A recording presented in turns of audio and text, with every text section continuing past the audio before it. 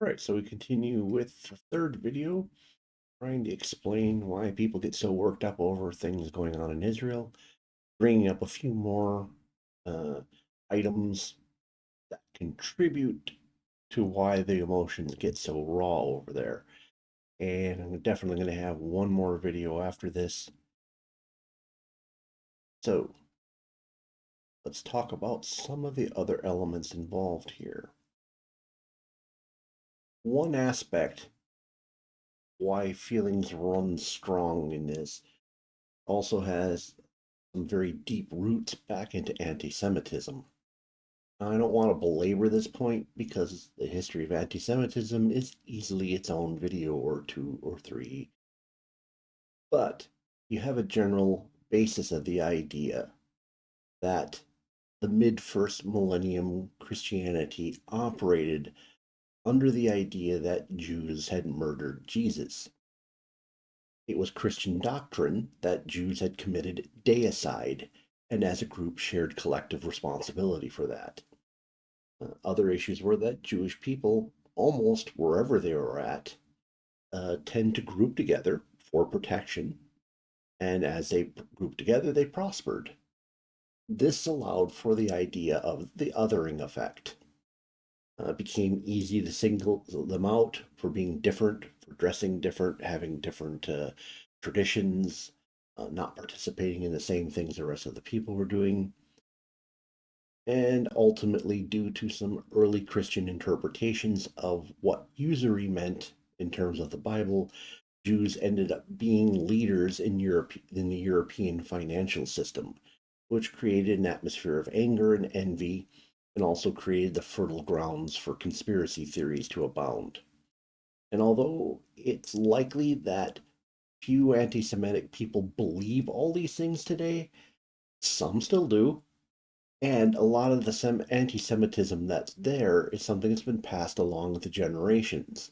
So even if they don't have these specifics, some of these items contribute to uh, a parent or a grandparent passing down this anti-Semitism that some people today still hold without necessarily understanding all the roots of it.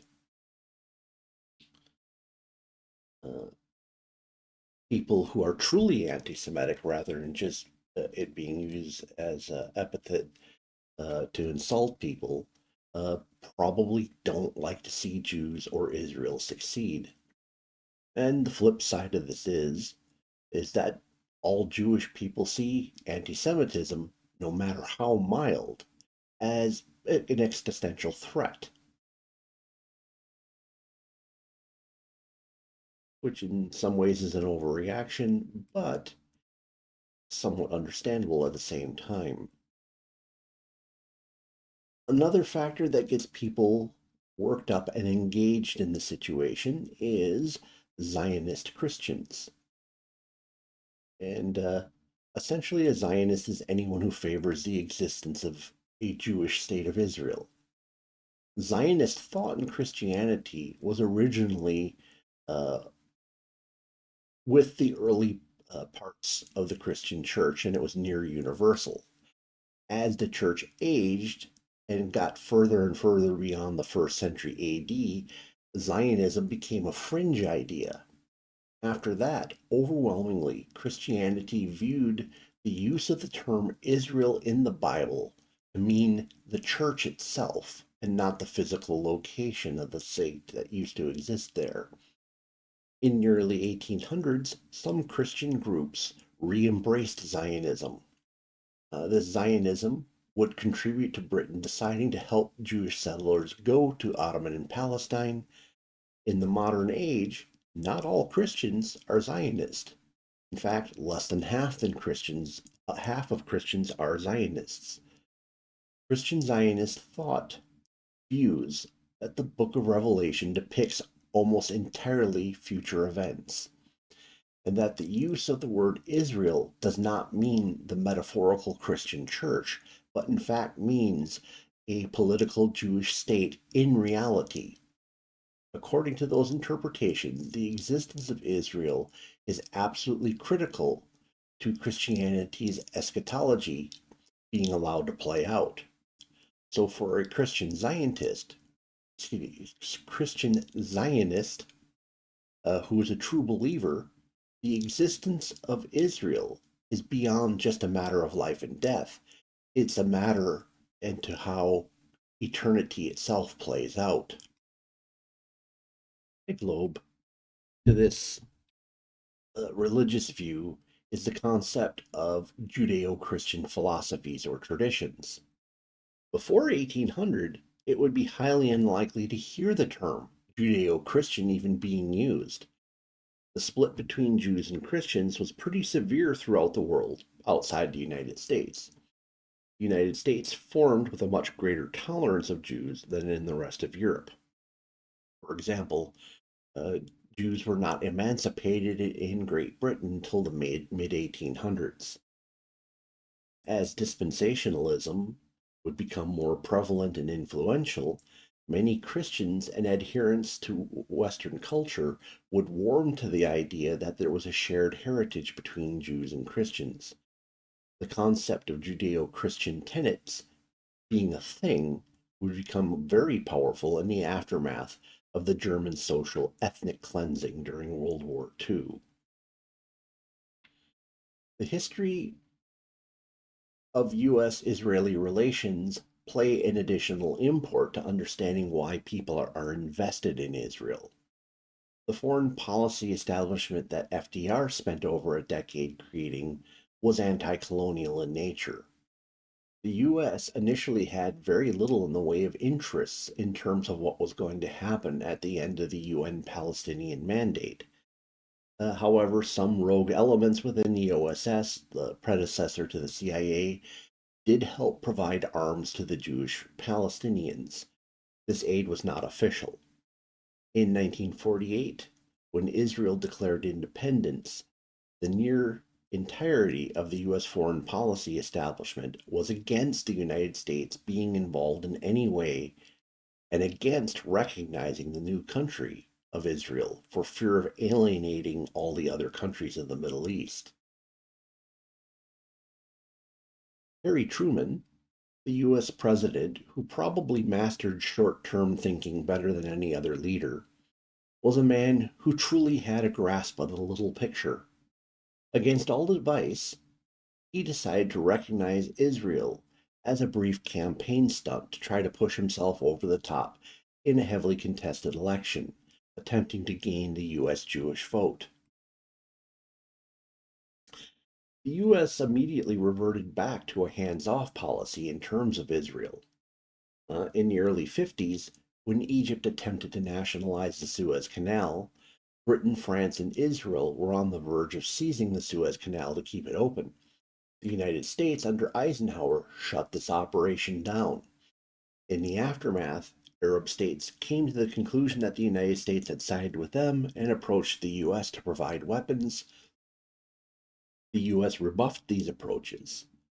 The Arab states had leaned socialist in the first place, and they were very much unhappy with the idea of continued French and English influence over their countries, so they tended to drift towards the Soviet Union for a source of weapons and a counterweight against Israel and post colonial European aspirations in the Middle East. So essentially, the US attempted to take a neutral stance. This attempt uh, failed as a form of foreign policy because it did not keep the Arab states out of the Soviet sphere of influence. In the face of many Arab states aligning with the Soviet Union, the United States slowly improved their relationship with Israel, ultimately becoming a major arms supplier to them, as well as sharing of intelligence assets. This Cold War relationship created long term impacts on US politicians and the electorate. Politicians and voter groups that tended to be massively anti communist viewed Israel as an integral player in the Western system. Politicians and influencers who had sympathies with the Soviet Union looked at Israel as nothing but a Western puppet. These views, both for and against Israel, would tend to create a purely opposite view of the Palestinian Arabs. If one was pro Israel, they must be anti-Arab. And if they're anti-Israel, they must be pro-Arab.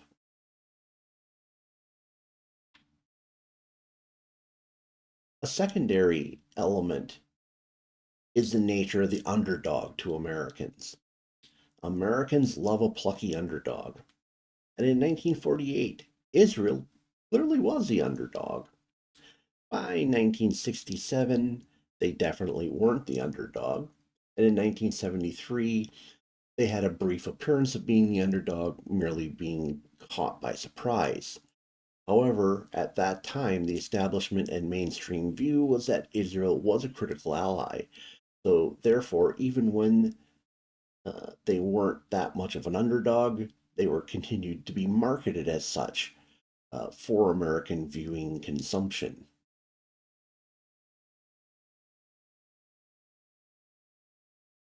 So, I think that is a good place to end this uh, particular segment. Next next video, we're going to be getting into the essentially the pro-Hamas viewpoints that are on American college campuses at the moment. Try to get an explanation of that one. Uh, but so in the comments below, uh, are you familiar with these elements I've gone over? Is there something you think I need to expand on in there? I guess this was just meant to be a bit of an overview, but if you want to see more, let me know. Please smash the like button. If the YouTube algorithm brought you here and you're not a regular subscriber, please look at my other titles. I go into a lot of different topics, from entertainment and culture to philosophy, politics, current events. There's probably something out there you'll be interested in. Consider subscribing. And of course, if you know somebody who might find this interesting, please share it with them. Thank you for spending time with me this evening. Hope to see you again in a future video.